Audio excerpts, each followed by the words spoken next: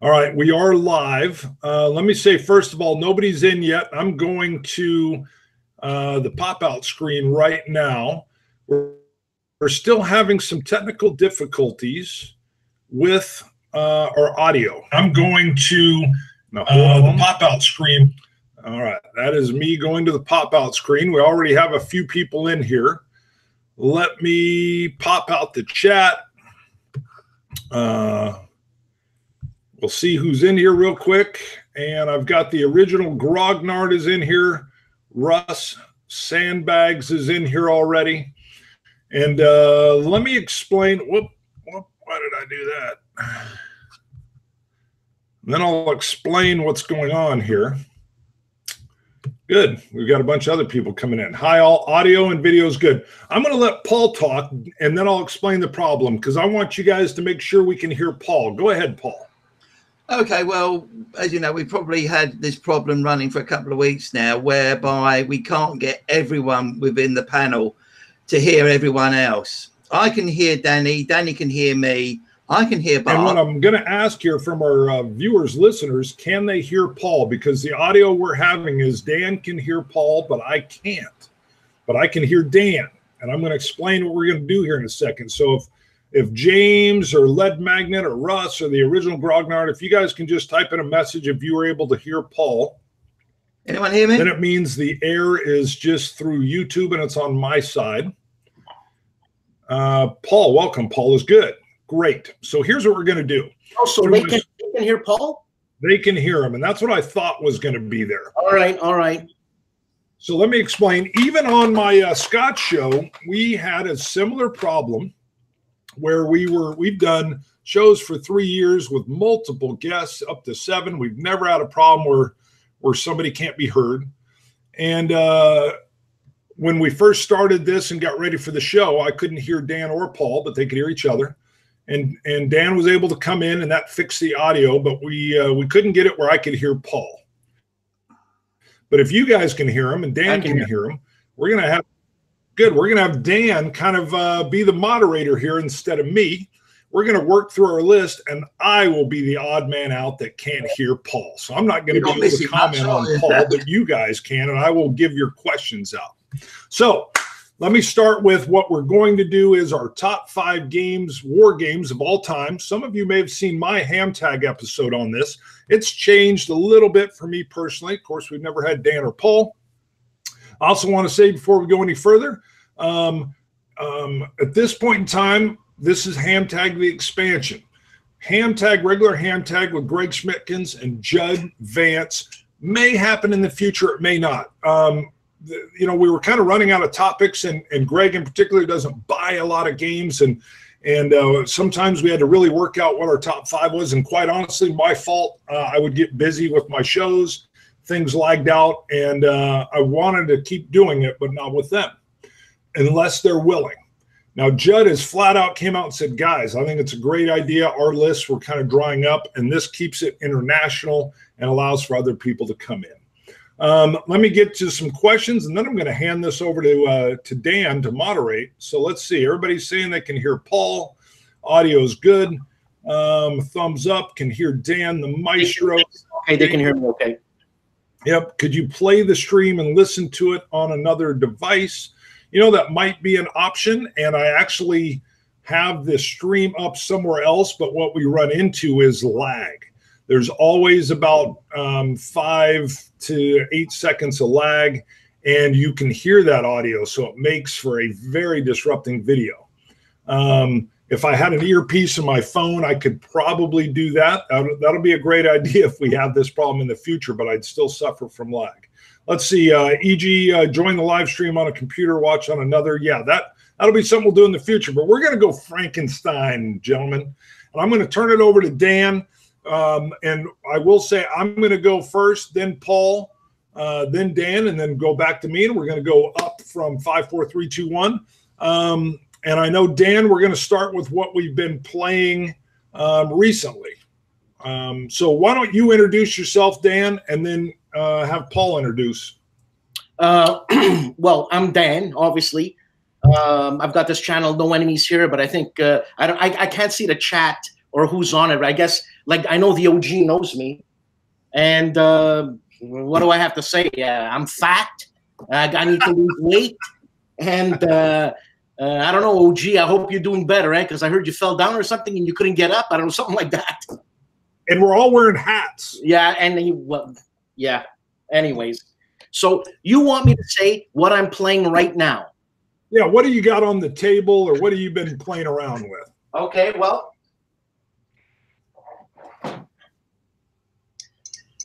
I actually have on the table Sekigahara.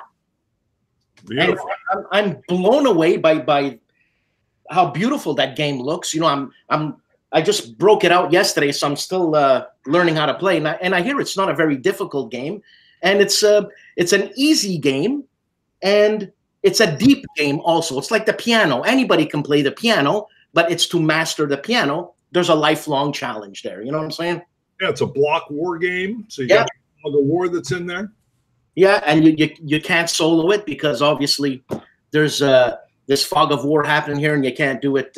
Not with this game. It's not going to happen. Good. And then Paul. Okay, so Paul says, all right. Oh, thank you very much. Poor old Paul. Well, Paul has been recently working on the rules to a game called Austerlitz, which is by Trafalgar Editions. Bart did a review of the Waterloo game from them a year or so ago.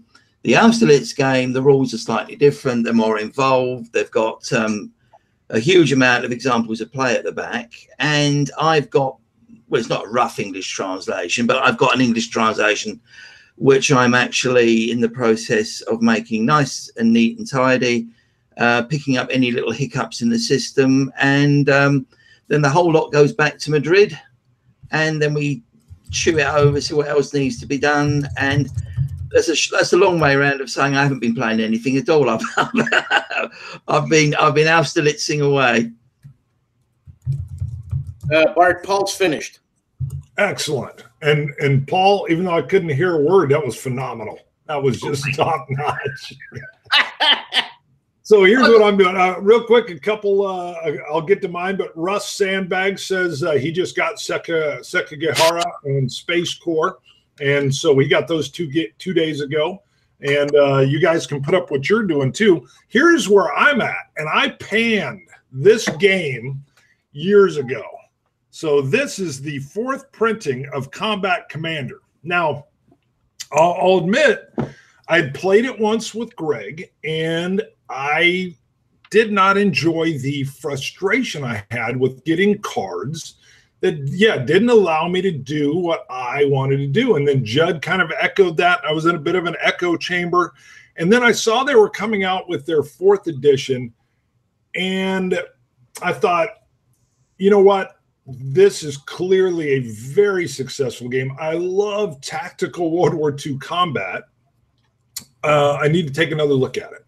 GMT was willing to send me a copy to take a look. I'll be doing not a review because there's some great review. Callendale's review is one of the best on this I've seen. But it's on the table. And there is a tidbit that's already set off a light in my head. And I'm going to explain this briefly because I'll go into it more when I do my video on the game. I was in the Army. I was a medic in a light infantry unit. So tactical level stuff. Now, it was training, no combat, but I was in a major training deal down in Fort Polk, Louisiana. And we had an issue where the orders were clear. And the person running my squad, and I was just the medic and I was a specialist, so I wasn't running it, they got confused. They didn't know how to maneuver to the point that I knew we were supposed to move to. And it was interesting because it reminds me of this game. I kept telling the sergeant, we've got to go about 200 meters west, and we've got to do it right now or we're going to blow the timing of this op that we're running. And we had to breach an area and do all this kind of stuff. And man, this guy would not do it. And it was killing me. And it was, so this game brings that to life when I do my review, or it won't even really be a review. It'll be more of a why it works for me now. That is what this game makes me feel like. Even in the real world, we weren't hitting quote, what the commander wanted us to do. And it was because of the confusion that happens in real life. And I think it captures that. Enough said on that. Dan, I'm going to turn it over to you again. Are you ready for me to start with my number 5? Go ahead. All right. So my number 5 is going to be a little bizarre and weird. So you're going to say, well, this isn't bizarre or weird. This is just old. Yeah, this is Victory Games Carrier. It's a solitaire game by John, I think, what is it, Southard? John Southard. Let me get it out here. But here's what's interesting. I hadn't played this in years because it's actually kind of, well, it's like most solitaire games from the time. It does a lot of things great, but there's a lot of pushing of counters and little things. So here's the weird caveat. See if I can get it to turn on. What had happened a few years ago, come on, baby, don't die on me now. All right, what I was going to be showing you, but apparently now my iPad is dead, which has this very cool thing. So we're still Frankenstein. Oh, there, hold on. No, I had it all queued up, and I've either killed it or it shut itself off. Carrier War, or Carrier in the, I can't even remember the title. Hold on. Carrier Battles for Guadalcanal is what I was going to show you is on my iPad. The genesis of the iPad iOS game was this idea, but done in a way that the fog of war was preserved in your search, and it handled you play the American side, the game plays the Japanese, and if you buy some extra things, you can do 2-player even. It is phenomenal.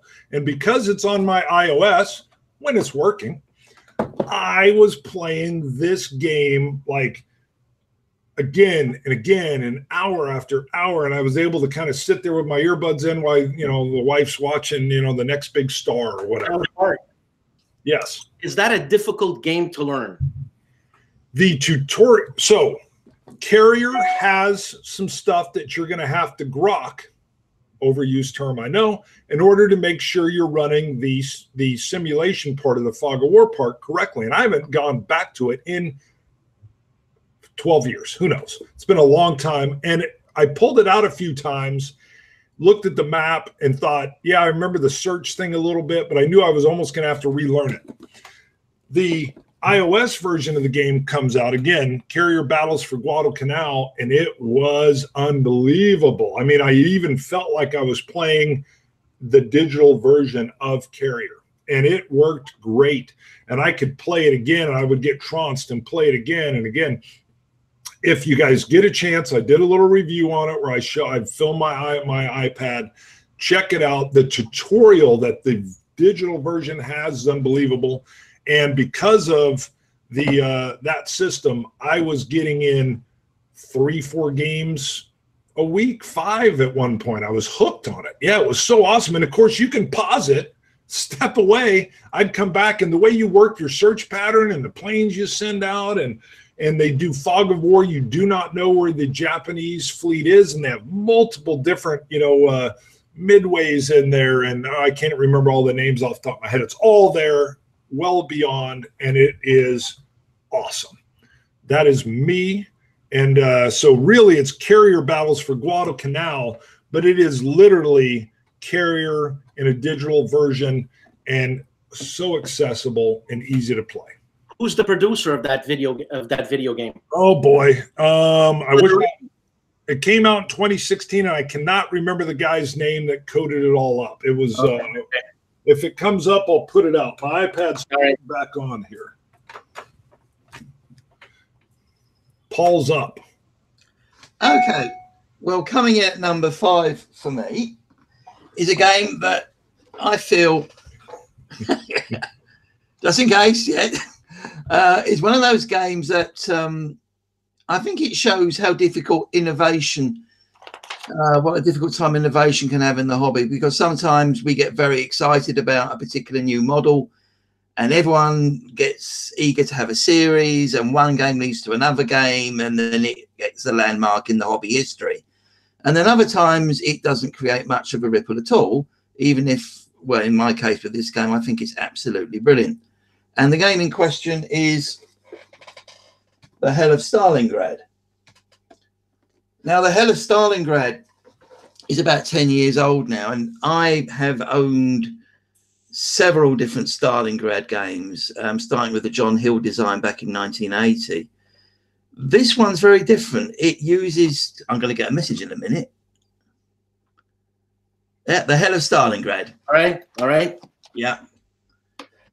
It's a game that you play on a series. So clearly that was for me, the hell of Stalingrad, because it's not finished. It's not finished, Bart. How rude of you. Right, I'm losing the will to live here. The Hell of Stalingrad is a game that you play on a series of terrain tiles that are banded by different districts of Stalingrad itself. So you've got south tiles, south central, and north. You put cards to the tiles which assign forces. They're different divisions, brigades, battle groups, historical stuff, and they feed different types of chit onto the tile.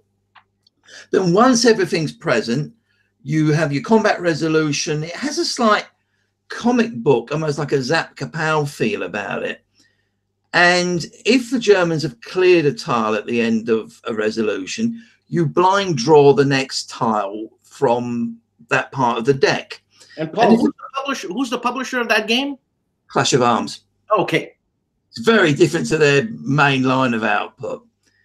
But anyway, if the Germans are lucky early in the game, they'll draw the Volga River, which means they're broken right through to the river, and that's the end of combat in that area.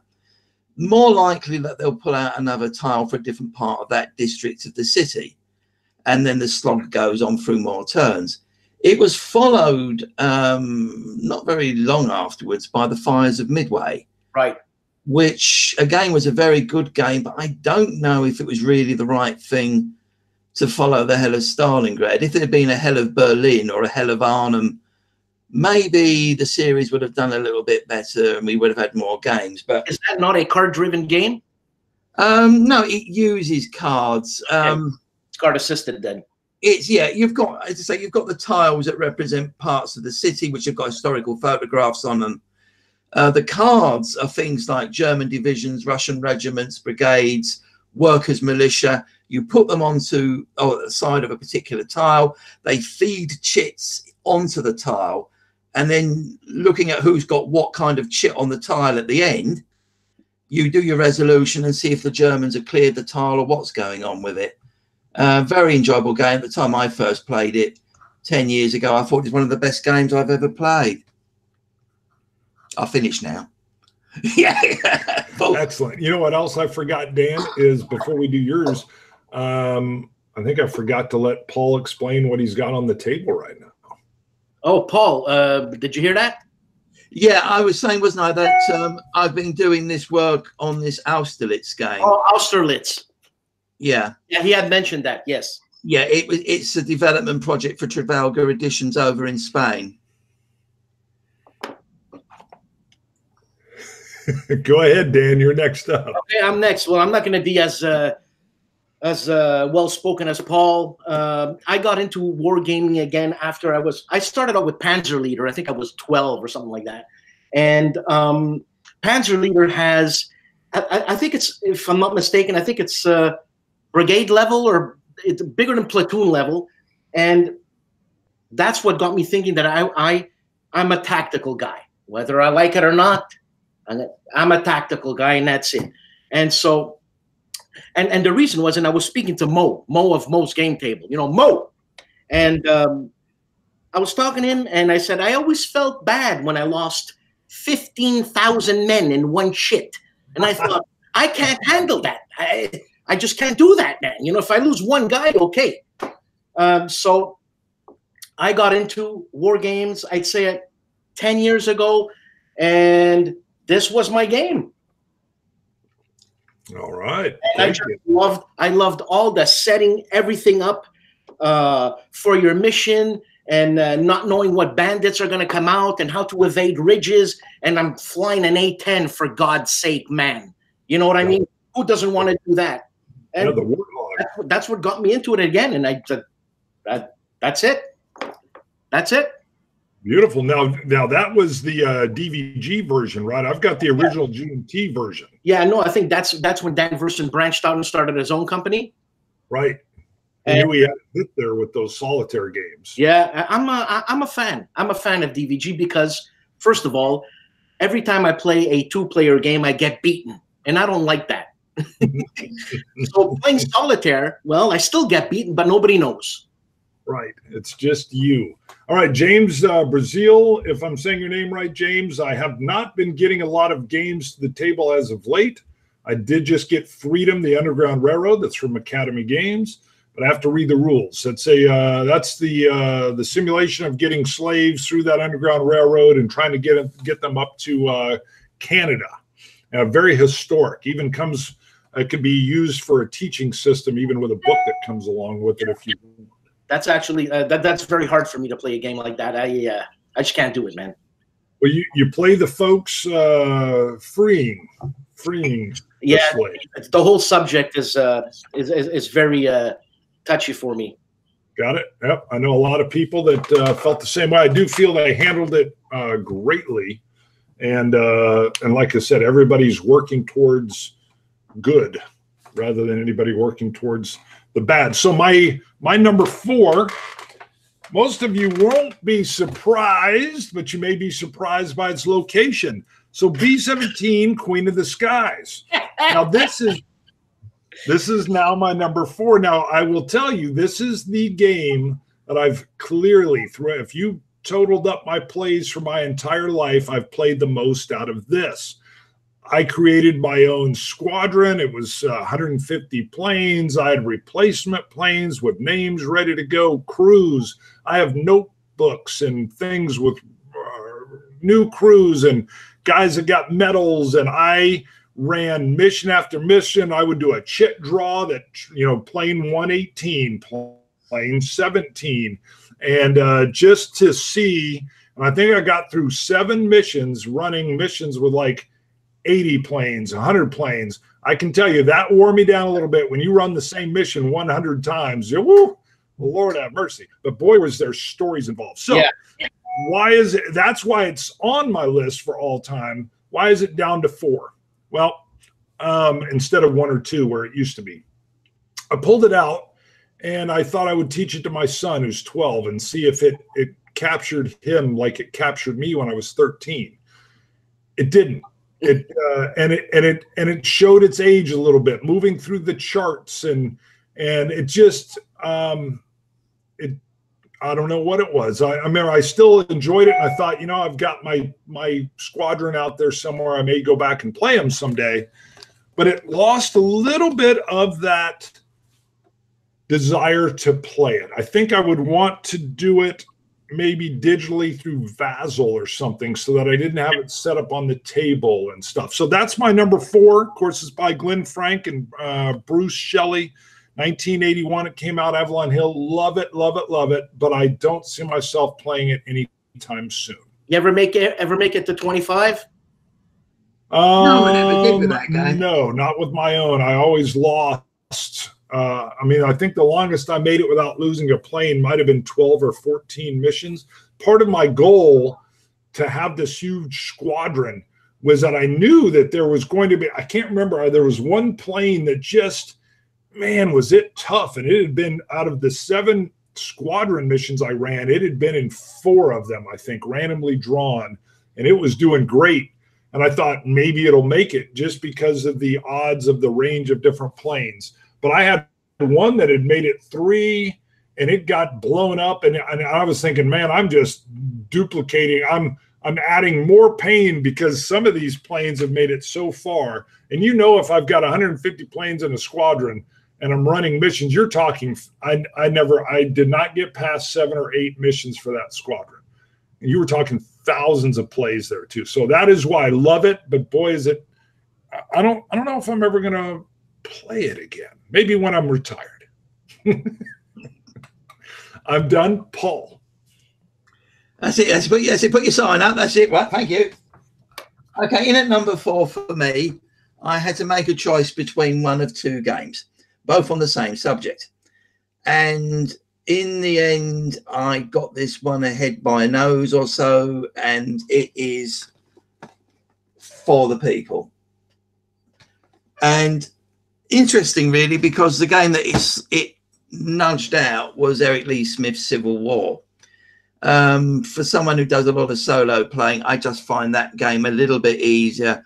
It's not so tough on space. It's not so tough on time, and it's a very, very clean design. Oddly, it's probably benefited from the fact that when it first came out under a different name, Avalon Hill was still around, and then very soon after the game appeared, Avalon Hill went away. And of course, the game then got picked up some years later by GMT. GMT did a first edition, second edition, then they've honed and tweaked it again, and that one I just held up is the most recent one. And it's benefited from, I think, probably having that difficult start. And the other thing I would say about it is, of course, you know, the Eric Lee Smith game belongs to a time when making serious revisions to games wasn't easily done. You could, well, I know I've got a slightly later edition of the rules, but you couldn't start bringing out extra bits and pieces and new cards and new this and that and improved counters. It just didn't happen in the 1980s. But a beautiful, beautiful game. And if I want to play an American Civil War game, that's still my first choice.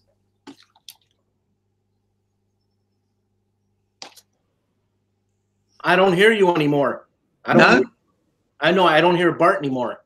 Oh, dear. I muted myself so that I wouldn't. I hear you now. I hear you now. That was that. I muted myself so my right. little, you know, a little bit of stress. I had to pour a 14-year-old Tomatin just to, you know, hey, we're dealing with Frankenstein internet issues. By the way, how is that Tomatin?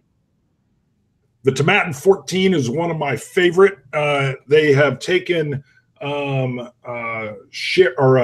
Tawny Port barrels. Yeah, it's got a little bit. I don't know, sweet. It's got a little bit of that wine grape flavor in there. It's the first port finished whiskey I'd had, and I really enjoy that port flavor. A little sweet, a little bit of the grape in there. How about you, sir? Okay, you know what, Art? What can I say? When I said I'm like you a little bit, you're just what, 3 feet taller than I am? But anyways, yeah. My number 4 game. Woohoo! Okay, and I mean, I bought that. I think I bought that when it came out, man. I think it was what, 83 when this came out? That was 80, when I bought it. Yeah, it just came out anyways. And I think I bought it for, and it was expensive back then. I think it was something like $18. But anyways. Yes. I played this game so much, but it's brutal because I never got past 14. Now, I mean, John Butterfield's D-Day at Omaha Beach and all that is brutal. But I mean, you might have a little bit of a chance at getting off the beach. But this bloody plane, 25. And then it made me think. It's always personal for me. These guys who have to fly 25 missions, man. Are you serious? You know? So I got as far as 14. There was some, wasn't there like a fan add-on where you can get different type of planes? The 262 was there. I don't know. I played that a little bit. I never got past 4 or 5. And that's it, man. That's my number 4. Well, and there is a whole new version from, and I'm going to blank on the name, and someone will throw it in there. It's called what is it? Mission for Today or something? Legion War Games. Yeah, Target for Today. Yeah, Legion War Games. And what's the name of the game again? Target for Today. That's right, Target for Today. And yeah, it brings in all this different content. You can fly the B-24. There's jets coming at you in the later years, 44, early 45. And they also made it a lot more of a simulation as far as some of the mechanical errors. There was I think it was from a fan group and not from the Avalon Hill General Magazine, but they had a potential because on the was it the fuel tanks or the engine? They did have an option where you could add in a die roll where they had fire extinguishers where they would try to put out, similar to feathering your prop. You know, you get an engine that starts to run away, you could feather it. And if you feather it, your plane didn't go down. They had an extinguishing attempt. I did, as I played maybe several years ago, I worked that in because you guys know if you get a fuel tank fire, that's it. And historically, I guess they could try to put it out. It wasn't all that good. They could also do something where they would, I think it was you could try to dive and get out of formation. And by diving, you would put the flames out. I'm sure that's maybe more mythical, but in real life, of course, you might try. Heck, I got to admit, if my fuel tanks are on fire, I might just bail out. So. Jesus. On that game, whenever a B-17 is in the Wichita area, and we get a lot of air shows here because we've got a major air base, I would go out and not so much anymore. A lot of the World War II veterans are passing away, but man, I used to sit and talk to these pilots and these crewmen that would come out and volunteer, and their stories were just phenomenal. That's making history, man. Yep, target for today. You can still get the new version instead of the old version, but great number 4, Dan. That's genius. You got a lot. It means you're smart. All right, number 3. This is going to be another odd one, but boy, do I just love the mechanic. Jim Trunzo did Title Bout. He now has Title Bout 2 out. And I think 2016, he came out with Gladiator Quest of the Rudis. Now, anybody that's ever played Title Bout will recognize some of these cards that would simulate. And Title Bout is a boxing simulation. This is a gladiatorial simulation that includes a lot more player control. Title Bout is more like B-17, where you're flipping cards and kind of checking the card instead of a chart. This allows you some more movement and decision-making. It suffered a little bit from a rough rule book. I think it was a little easier for me because I'd played Title Bout and I understood the system, but even I would forget what am I looking at when I flip the next card. So you flip a card, a lot of times you then flip another card, but you're looking in a different area. And then a lot of times you flip another card and it's almost like a dice roll, but you're looking for a number in a different area. And there's a lot of that, but it moves quickly. And I love the system. And I love Gladiator Combat. I had the old Gladiator game, which was more like a miniatures game. And I would have people over and we would have mass battles, but it was a little clunky. This one works well. My son likes it, my 12-year-old son. So we would play it on occasion. And this particular game was sent to me for review by Jim, but I went on my own dime and bought all of the other expansions. He has, I can't remember all the different names for the guys, but I went and bought like several different extra decks on my own dime because I loved it so much. So little known game. If you like the Title Bout card system, that's what's here. And Jim is working on a cowboy gunslinger version as well. And hopefully he gets that out. But that is my number 3, Gladiator Quest for the Rudis, Jim Trunzo, tactical card play. And it's funny you brought up the cowboy gunslinger thing, because the OG just did the old Avalon Hill gunslinger thing. And man, I don't think there's enough that type of era games around, you know? I agree 100%. 100%. Let me toss it over to Paul. Okay, well, another piece of innovation now, but this one would never really have been seen as a potential for a huge seller. But it's a game I absolutely love, although there will be wargamers, articulate wargamers, and experienced wargamers who don't reckon this one too much. Sometimes I see it as being a bit too dry, a little bit too detached from wargaming norms, but I think it's a work of genius. And what is it? It's Napoleon's Triumph. Now, this, of course, is a game by Bowen Simmons as was.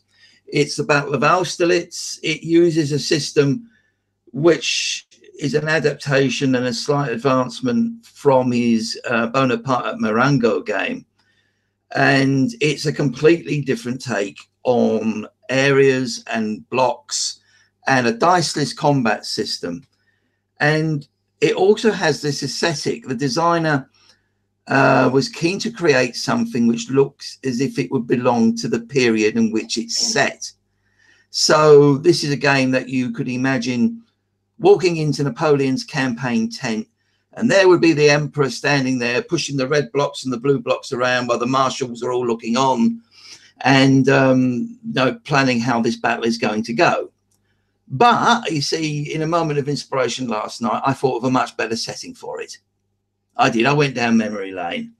You see, back in the 1970s, brace yourselves, back in the 1970s, there were a series of brandy adverts in Britain, which featured a certain kind of brandy. And they had this Napoleonic chap, all done out in his glittering hussar's uniform with his Legion of Honor pinned on his chest, and a couple of very pretty girls who he's entertaining with anything from a game of backgammon, right, or chess. On one occasion, he was lacing one of them up, or possibly unlacing them. And he was lovely giggling young twin ladies. And anyway, this advert appeared amongst other places in the pages of certain British magazines.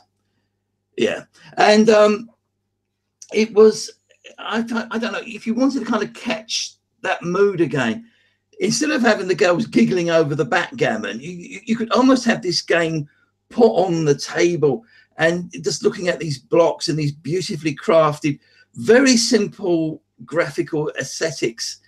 It's a brilliant game. Some people think it's a bit too gamey, or you can get too abstracted with it because the combat system works in a way which it needs getting used to because it is so different. And of course, I very nearly chose the Guns of Gettysburg, the other Simmons design. Right.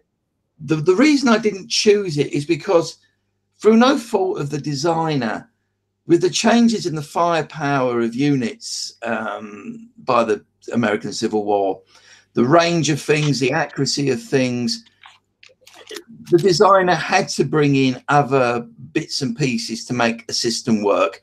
And you get little chits and little counters for this and that. Whereas Napoleon's Triumph is purely and simply the wooden blocks on this area map of quite a size, and there's practically nothing else to look at, and it's beautiful. I'm finished. Bart, you can hear me, right? Okay, so Paul's finished. Did you get his number 3 game? Show me again. I was moving around. Napoleon's Triumph. You can say it. Napoleon's Triumph. Oh, yeah. Wonderful. And for those, again, that maybe, because a lot of times when you're watching this weeks from now, I can't hear Paul. We couldn't get the audio to work out. Everybody else can hear Paul. And I said, why would we not do the show? This is what happened a couple of weeks ago, and we're pushing forward Frankenstein style. And there was a fan that said I should try Kilchoman. I love Kilchoman. This is one of my favorites. It's a peated whiskey. This is a cask strength, which 56.9, Dan. That might kill you if you sipped it. That's how much a percentage that is. Art, I'm going to excuse myself for 2 minutes, and I shall be back. All right. Now, you're up, though. You are up. Oh, I'm up right now? Yeah, you're the one that's up, and then maybe you can step away when I'm talking, because you don't care what I say. Danny, get up when you're down, mate. Because this Scotch thing is too much now. But anyways, okay. So, Bart, you're probably going to think like I'm your little me there. What do you call mini me kind of thing? Because my number is number 3 we're at. Yeah. Is this? Woo! Look at that shelf. So now I'm sure. Look, I like to play games. Okay, so doing a lot of conflicts, con sims and all that. Either I'm too stupid to do con sims because I always get beaten, but I don't know. I want to get down and dirty. I want to get personal. You know what I'm saying? That's my phone ringing, and I'm not going to answer it. Or do you guys want to hear the conversation I'm going to have? No, anyway. No. Although the way the show's going, I probably wouldn't be able to hear it anyway.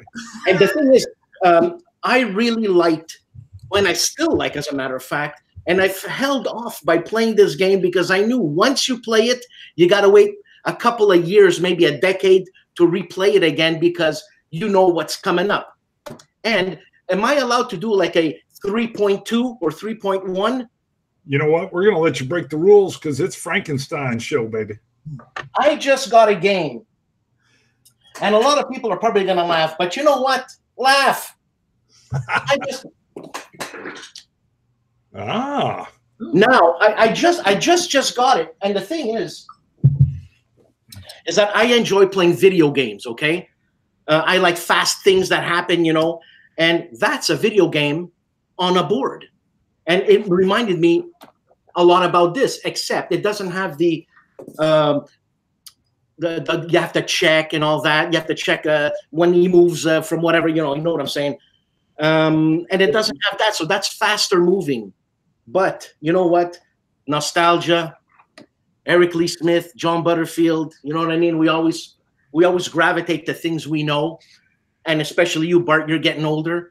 And well, no, that's part of the beauty is when that early onset Alzheimer's in there, you might be able to play it every other month. So yeah, my number 3 is Ambush. I like it. I got your expansions for it, and I don't know how you did that. Like, how do you start doing a system like that, Bart? Well, I need to do more if I can. Oh, bloody hell! I know. I want to do a Western version called Bushwhacked. And I want to do a post-apocalyptic version as well, just because I love that in the 80s. All I did was, and I'm not sure how Butterfield and Eric Lee Smith did it, but I came up with an idea of what I wanted to happen in a mission. So like I think the very first mission was you're trying to rescue a downed B-17 crew, or 2 guys that parachuted in their clothes or whatever. I can't remember the exact verbiage. But I knew, okay, well, where would they be? And the whole thing was the French resistance are trying to get them across enemy lines, and we're sent out to go meet with them and then secure these 2 pilots or whatever, crew members, and then get them back off the map. Well, now, I knew. Go ahead. When are you going to have time to do this, Bart? Aren't you a sergeant in a police an outfit, and you kind of work like what? How many hours you work a day? 4? Yeah, less as a supervisor. You know, they don't count the full 10.5 hours. It's 4. It's about right. Yeah, I don't know. And then the kids, a 12-year-old and a 10-year-old. Yeah. So, and then the grandkids are over today. It's like a daycare upstairs right now. When do you plan on doing this? Hopefully retirement. I will tell you, the first 3 missions I put out that were fan created by me, they happened before the birth of my first son. And I thought I was almost done with the 4th one. And it just stalled out as soon as the baby boy came along. But I love Ambush. So matter of fact, you know what? I love it so much. It's number 2. We are in sync here, brother. It's number 2 on my list, 1983. John Butterfield, Eric Lee Smith. The second game I bought B-17 first, and then this came out. And I was like, wow. You've got to be kidding me. Yeah, the conditions, the cards which they call cartridges, that you're condition 1, condition 2, condition 3, and how it refreshes. That's part of the genius of the system, that it refreshes the map for you. It's so it's almost like in a choose your own adventure. You almost hit chapter 2. And now some different things can happen in chapter 2 because you've achieved what you needed to or didn't in chapter 1. Of course, they call them condition 1, condition 2, 3, 4, whatever, and use the cartridge system. Now, I do wish, and I talked to Eric Lee Smith off camera a little bit when I interviewed him, if they ever refreshed Ambush and we're in this golden age, that would be one if they did an app. Because the paragraphs could all be done where, hey, you hit this hex, look up paragraph, and it would tell you. It would be awesome. And quite honestly, the danger of these games is if you blow a connection, like in a choose your own adventure connection, you screw up that whole mission because now it's basically broken. You got to do errata. What I did was the way I set it up was I kind of knew the story that I wanted to tell. And what it is an open-ended story. Okay, you've got to find the French resistance. Well, there's something you got to do. Once you find them, how bad is the situation that you created? Were you able to stealth in, or are the Germans hot already in the area? Now you got to get these airmen back across and off the map. Well, how are you going to do that? So the key I did is, you know what you got to do. Then you got to achieve part one, which is find the resistance. Now you got to shepherd these guys off the map. And the better you did on part one, the better your odds on part two. And I found that to be the structure I would use. I would outline a structure, and then I would say, okay, what would be fun? I played so many of these different missions. It might be fun to do this or to do that, or what would be a from playing the game and from being in the Army, I thought, if a player uses the concealment of this tree line, they're going to have less chance of being seen, whatever. So I'll go too long. I love ambush. Ambush plays well even today. It is a little clunky with when you move from, and I'm going to forget, you move from like the inactive side to when you go into action rounds, and action rounds are where the difficulty, because it depends who's active and do they get 2 turns or 1 turn, and you're running the Germans, and then what do the Germans do? And so, but I love the idea. I love the choose your own adventure. Oh, Longmorn, very nice. Actually, it's not worth the money, but anyways. No, you'd be surprised. So I could go too long, so I will be quiet and we'll go and see what Paul has. But before you were talking about clunkiness, there's a charm to that. Yeah, and it's solitaire. So I mean, you're able to take it at your own pace.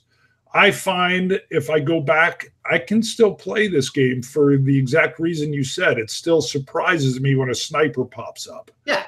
And you've got your guy with great initiative and PC perception, if I remember right, and you've got him out on point, but you don't want to lose him. And he could, you could, and you're invested in these paper characters. So I love that part of the game. I've killed a lot of my friends. Yes. Yeah. Yep, I've wanted to break the rules many times and re-roll a dice, and it's funny how guilty I'm. Like, I can't. I turn into you. I can't break the rules, even though nobody knows, and I got to just deal with the pain. If my wife wanders down, why are you sad? Oh, my make-believe friend just died in World War II. Oh, what? You're crazy. Go drink some whiskey. Sorry. All right, go ahead, Paul. Okay, well, it's funny. It's funny that you should mention ambush. No way. it really does. It's really odd that you should mention ambush. Well, brace yourselves, right? Because my number 2 game has got nothing to do with it. Okay, it's Paths of Glory. Paths of Glory, a game that was the very first World War game that I actually felt I was really enjoying. There weren't that many around in the past, and the ones that I played, possibly with the exception of To the Green Fields Beyond, but a lot of them were great masses of counters and very little moving, and I just thought it was, outside of air combat and Jutland type games, I ended up not wanting to know. And I took a punt on this one in the very early 2000s, and again I found myself playing an absolutely fantastic game. You weren't visually oppressed by huge numbers of counters on the maps. You had plenty going on with the event cards. I mean, people have commented that the game, there's an issue about how often the Americans don't come in and how often the Russians hang around. It's never really bothered me that much because I was just enjoying the game. And of course, it had this inset map where you had events in the Middle East going on.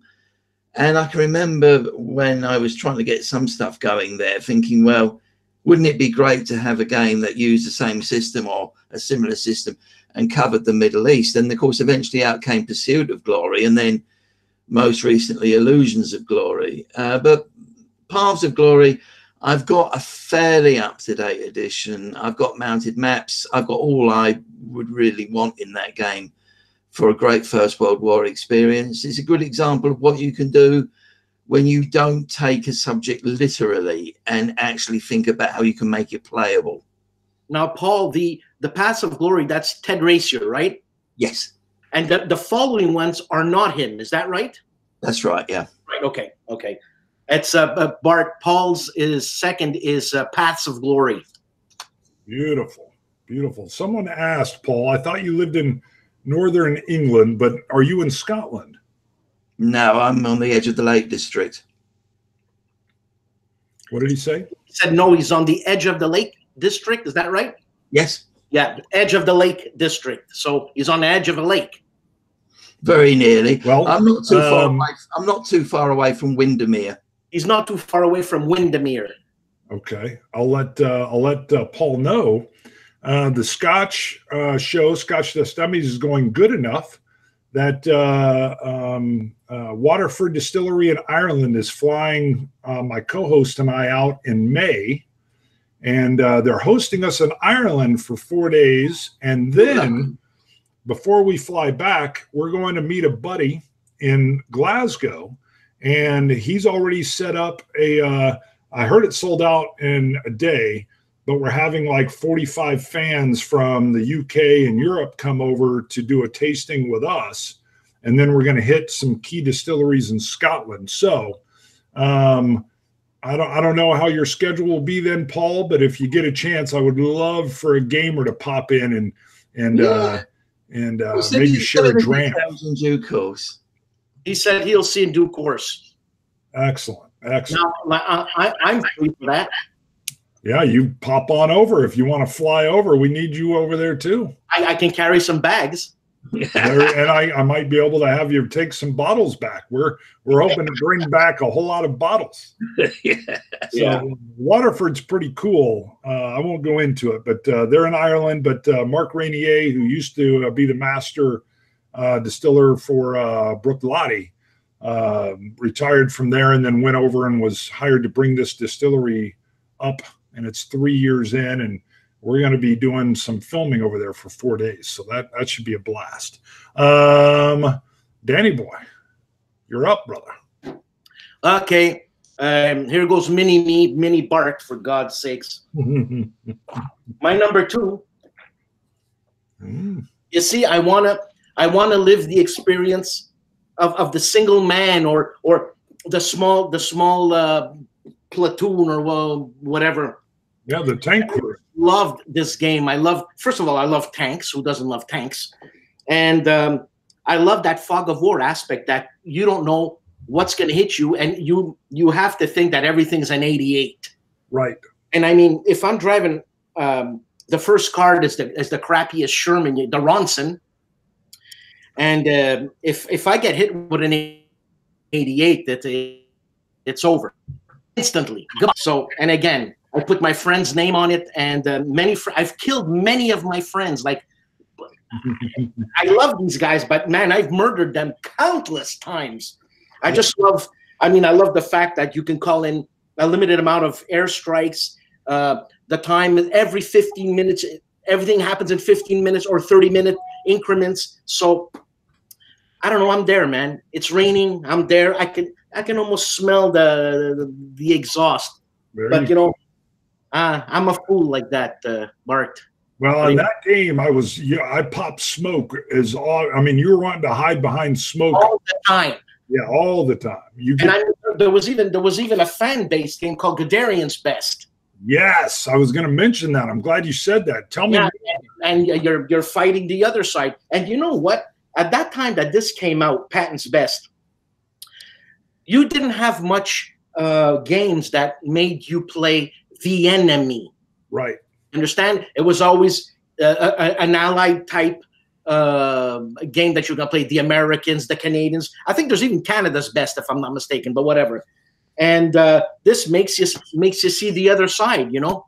Yeah. Well, I need to. It looks like you printed out a lot of Gladiator's Best. I always thought that game would have worked better from the German perspective, because literally if you start with I don't know if you'd start with the Mark IV or whatever and then move into the Panthers and the Tigers, but they're way better at being able to hit at the distance and then push in, and then being the fear of the troops coming in on you. And I always thought, man, if they could get that going with Russia's version and Germany's, and I mean, there's so many cool things. Yeah, I mean, a Russian German at its best would be it'd be brutal. Yeah, but you can now go in and fight Kursk and yeah. But the thing is that if you're gonna have Panthers and all that fighting the Americans, I know. Well, you know, that whole deal would be what they did. The Shermans had 8 numbers, yeah, 8 to 10 trying to outflank you and come in and get side shots, and bloody hell, man. The artillery coming in on you. I mean, all that kind of stuff. Yeah, I'll talk to you off camera about that Guderian's best. Okay. You know what was weird on that one, though? The one thing that was weird, that whole dial mechanism, that instead of your tank moving, it felt it was everything rotating, because it always felt mentally weird, because of course your tank's on the board, so you had to shift. If you turned to the left, shift everything. Yeah. It was a wild kind of. I almost wish they could have used like a rondelle and a pin in there. Yeah, so you could literally turn that deal and your tank stayed the same. But you know, who knows? I'm crazy. Yeah. All right, great game here. Let me see. All right, so my number one, and this won't be a surprise to too many people. Conflict of Heroes. All right, the whole system. This one happens to be Awakening the Bear. You know, I've got, you know, Price of Honor, which is in Poland. I've got Guadalcanal. Oh, Lord have mercy. I've got Storms of Steel, version 1. Hopefully, Uwe has gotten, I know the new maps from Germany have shipped over to China, and hopefully the 3rd edition is coming out. I love the care, the attention to the quality is there. It's a system. I'm a firm believer that I like the system, and once I have that system, I don't want to go learn a whole bunch of systems. I'm old. I'm slow. I'm like you, Dan. And you know, I don't want to take up too much time here, but you're talking about a system, and there's a game company, man, and it's tactical, and I'm just blown away, and it's lock and load, because I like being immersed. Sure. They man, if you have like the module, their Heroes of Normandy module, let's say right here, you have their Heroes of Normandy module.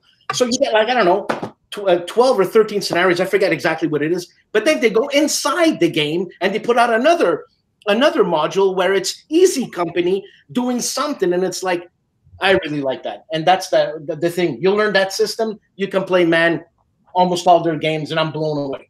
Yep. And Uwe did do a great job on the board production and talking why the quality is starting to not be so good in China. And, you know, he's losing a lot of money by doing that, man. Well, I think he actually used his authority and pushed that back on the Chinese guy to eat that. I don't know that 100%, but you know, Uwe is a great businessman. He's owned different companies. He's a metallurgical engineer, you know, and he just rolls with it. But I love the system. It's my favorite system. And I love that from an American perspective, you know that the Americans, they want to do Bulge, and they want to do D-Day, and they want to do the airborne side. I love that he comes from a German perspective where he's like, hey, 80-90% of the action was on the Eastern Front. Yeah. And you know, we're covering that, and we're covering it from 43 on, and then we're covering Poland, and then he wants to put out early France 1940, and I'm like, yeah. I feel like, I mean, he is going to do an airborne version as well, but I actually love the other stuff that, you know, his perspective as he comes in. Do you have the solo module to that? I do. I haven't played it in a while. I love this one head to head, and I got a couple buddies that'll come over and we'll play it.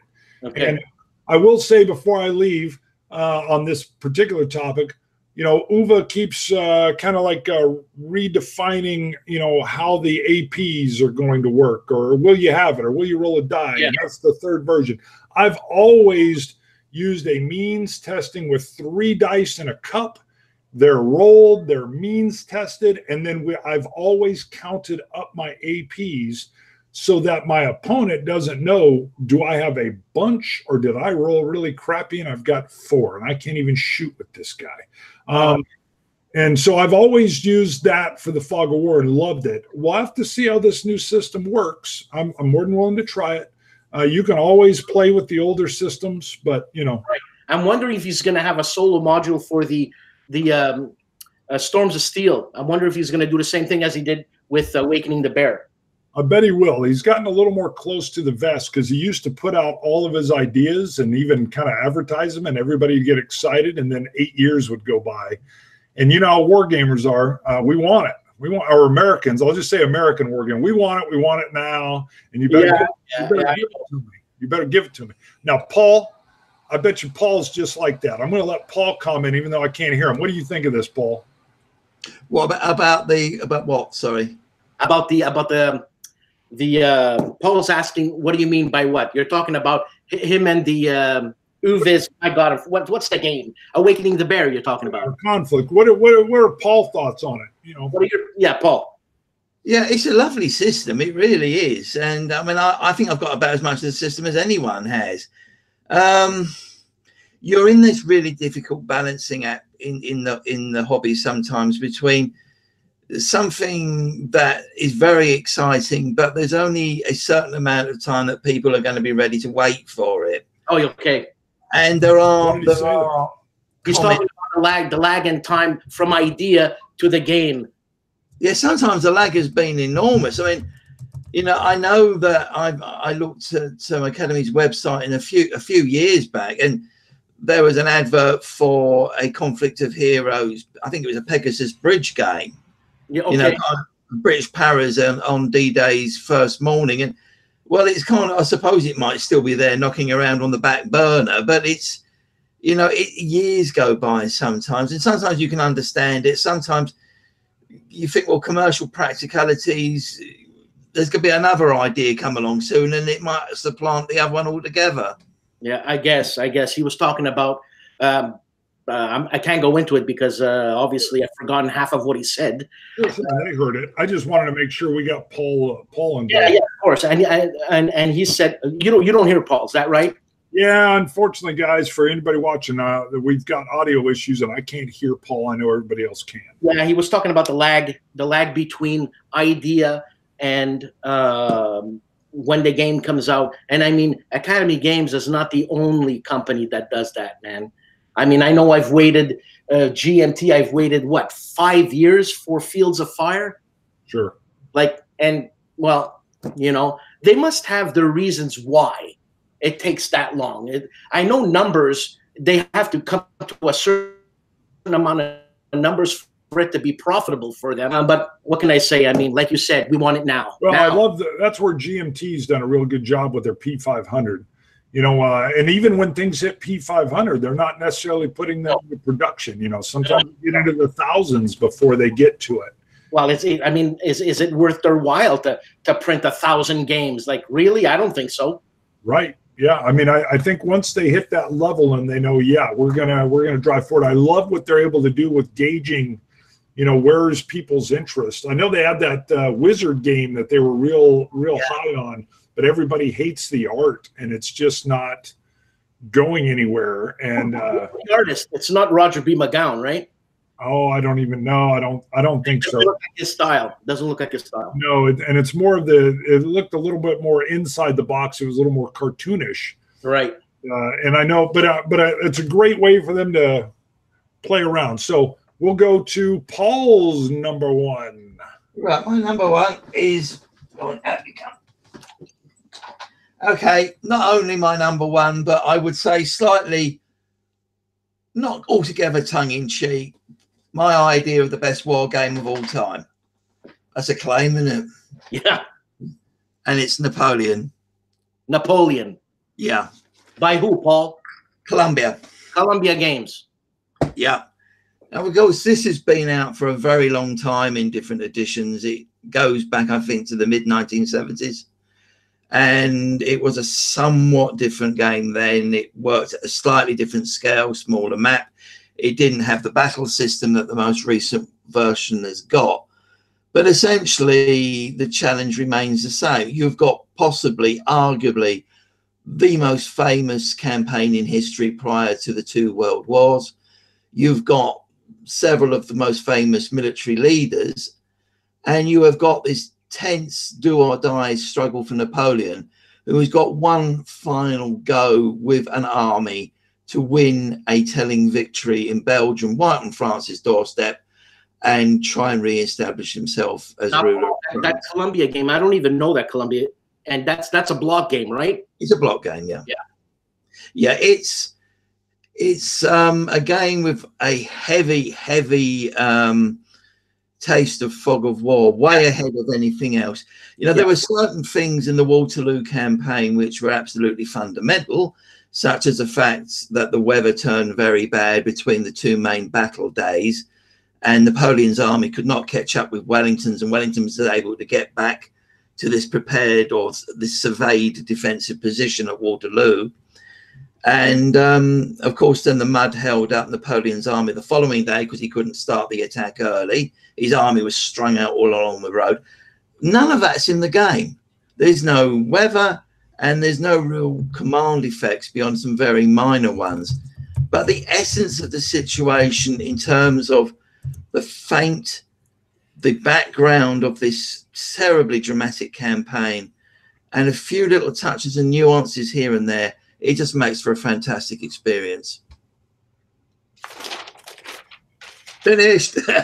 He is finished. I will say I have that game, and although I don't play it that often, and Napoleonics is not my kind of comfort zone, I love the battle board breakdown that happens there. So you've got that whole maneuver board that you're moving around, and then when you do get into conflict, you come down and have to have your flanks covered or whatever. Yeah. So I love that aspect. You know, the Columbia games, they're more block games, and it's a love or hate type thing. That's what I've noticed, and I like them a lot. And I think this Fog of War is fantastic. The game looks great, man. Yeah, that's it. Seven or 8 pages. Great number 1, Paul. Yep. And to close out, Danny boy. Oh Jesus, I'm last. Yeah. You know, hold on. You were talking about Uwe before, right? Yes. And Uwe, for people who know Uwe, the guy's a great guy. Okay, he's cute. He's German. You gotta like him. And he's Uwe, right? And he'll help you if you need help. And I remember once he was in Toronto, and I live in Montreal, and Toronto is 4 hours east. I'm 4 hours east of Toronto. And I said to him, and the guy's quick too. And I said, "Hey, Uwe, why don't you come down? I'm 4 hours east, of Toronto." He says, "No, man, I'm German. We don't have much luck going east." Anyways, okay, my number 1, and it's not the same as you for sure. I love this game. I love this game, and you know what? Number 1, it's subjective, but anyways, whatever. I love this game. I love the sorties that you have to plan out. I love the radar. If your radars are working, then you have an early warning. If you don't, then it's not. And who do you push out? And how many Luftwaffe? How many planes are coming in? I just love it. And I downloaded the help aid. What do they call it? The quick start guide or something that helps you in this game. And also Stuka Joe's the flip book. And also Stuka Joe's basically he took the flip book and he made a sequence of play cards. So you're just turning around that card and you play. So the game it's like butter. Butterfield, like butter. I just You planned it. I didn't plan nothing, man. Derek Leader says that is a great game, Dan. Absolutely. Well, that's it, man. I wish I could be more verbose, but I ain't. You're good. He has Derek Leader has 3. What does he say here? I own 3 versions of that. I think I have 2 versions of that. I got 2 versions. Yeah. Let me see. Let me look over some of the comments here just to bring these folks in. I know you guys didn't pull out the chat screen. As we iron things out, I'll make sure I show you guys how to do that as well. They talked about the different rule sets. Basically, the 3rd version. We got James and Derek and talking about Uva. His production values are way up there. Yes, they are. I ended up explaining that I had not tried the 3rd edition rule set. Let's see. I think the 3rd edition rule set out on his website, doesn't he? Yeah, I think the PDF is out there for that. And, right. You know, the game should be shipping soon, and I can't wait to try it. I've got the 1st edition, and it plays great. But boy, those photorealistic maps, I really love them. And then he's come through and made it a little easier to see the hex numbers as well. Okay. I will admit, playing Guadalcanal, heavy jungle, I could not read the hex numbers in there. And now he's got a little bit of a white outline that makes him pop. Well, it's understandable that you can't read, Bart. You're getting on. That is true. I may need bifocals soon. Actually, I bought a pair of tongs, those surgeon tweezer tongs or whatever that allow me to move. I thought you were talking about underwear, but anyways, go ahead. No. I'd leave the thongs to you and Paul. I had to get Paul in there on that. Hey, before we wrap up, and I know I can't hear Paul. Paul, I've completely read your first book, Dicey Business. I'm going to be doing a review on it. You can see here, I'm about halfway through a even dicier business. Yeah. All right. So I'll be doing a review on both at the same time. Okay. And I'll let Paul kind of say, I believe it's through maybe Amazon, where if you're interested, not only is Paul a painter, he's an author, he's a game player, he's a writer of all things historical. But Paul, also let him know where they can pick these up, and my review will be coming as soon as I finish this one. Okay, both books are available from your Amazon website. You can choose to have them as either an Amazon Kindle download, or you can get them as the paperback. I must admit that both of them, well, my wife is an avid reader despite her illness, and I have to be careful sometimes because she nearly shakes herself to bits with laughter, which is rather nice. And they were both an absolute pleasure to write. The first book's primarily about wargaming. The second book looks at a much broader spectrum of games, including wargaming. But you're also going to meet some very unusual characters, including a certain gentleman by the name of Baz, and his adventures at a convention in the English West Midlands. And yeah, that's quite an event. All right. I couldn't hear it, but I'm sure it's great. We're going to start. He's done. Good. First, for all the fans that are on, I want to apologize again for some of the difficulties. We've had the similar issues with the Scotch show. We've been doing lives there for 3 years, and had multiple guests on, up to 7 at one time. We've never had these audio problems. We were able, Dan originally today had some too, was able to come in, and it fixed. We had Paul do that probably 7 times, and Paul was getting mad, and then I'm just kidding, Paul, you weren't mad, you were great. But we couldn't get his audio where I could hear it. But I said, you know what? I want to go live. As long as the fans can hear Paul, great. I love having both of you guys on there. I'm going to continue to work on this. Even though I know there's issues and glitches, we're flying without a net when we go live, and I kind of like it. You know, we do got to watch out though, Paul. I've never heard you curse so much in my life, Paul. You know, all the English cursing was just crazy on my. Yeah, it took me back to my days on the market in the 1970s. Yeah. Well, hey, thanks for having me, Bart. And I know that you just muted yourself, man. What's going on? I should be good. Can you hear me? I can hear you now. I quit talking because I realized I could see where I was talking over Paul. So thanks to you, Dan. Thanks to you, Paul, for coming on. I want to continue to do this. Hopefully the glitches get themselves worked out. I'm going to keep working behind the scenes, trying to figure out what I can do to make things better. Hopefully hear Paul would be great. I'm going to keep doing this HAMTAG, the expansion. I think it's fresh. I like going international, and I love the ability for the fans to come on and chat live as we go. This will be saved into the regular stream so people can watch it that couldn't make it live. Now, do you know who your next victims are going to be? You know what? I may do you guys again. I may work in. Oh, yeah. Come on, buddy. You're hilarious, first of all. Paul is so knowledgeable. I would love to have Stuka Joe on at some point in time as well.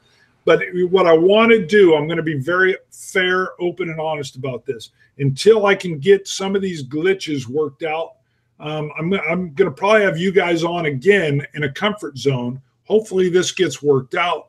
And then what I want to do is have some layering that comes in. And, yeah, some different folks revolving in or out. But I'll be honest with you, there is a bit of a learning curve to even rolling live. All right. You know, the connection in and getting your audio good and your video is good. And so I definitely want to have more guests. But until I can get some of these things ironed out, you guys are great. Love having you on. But, yeah, it'll be some different guests. It'll be some different guests. So Alex says, great show. We'll end with their comments. James says, remember to upvote everyone. Well, thank you, James. Appreciate you putting that in there. Russ Sandbag says, thanks and have a good day. James, great show, guys. James again, he says he was not mad. He's just English. He's talking about Paul there. He's got a thanks, Bart. So I'm going to close out. Thank you guys for joining in. We'll continue to work on the show. I'll continue to put out content, hopefully figure some of these bugs out. I'll let you guys say the last words. Well, Paul, nice meeting you, first of all. I mean, I know we tried a couple of weeks ago, but hey, you know, if you're ever in Montreal, stop by. Who knows where the paths of fate will take me. It's lovely to talk to you, Dan. Okay, it's over, Bart. He cursed you and it's over. Oh, yeah. Perfect. He gave me a bloody hell. I'm going to go ahead and stop the live broadcast. You guys hang on. Hang on 1 second.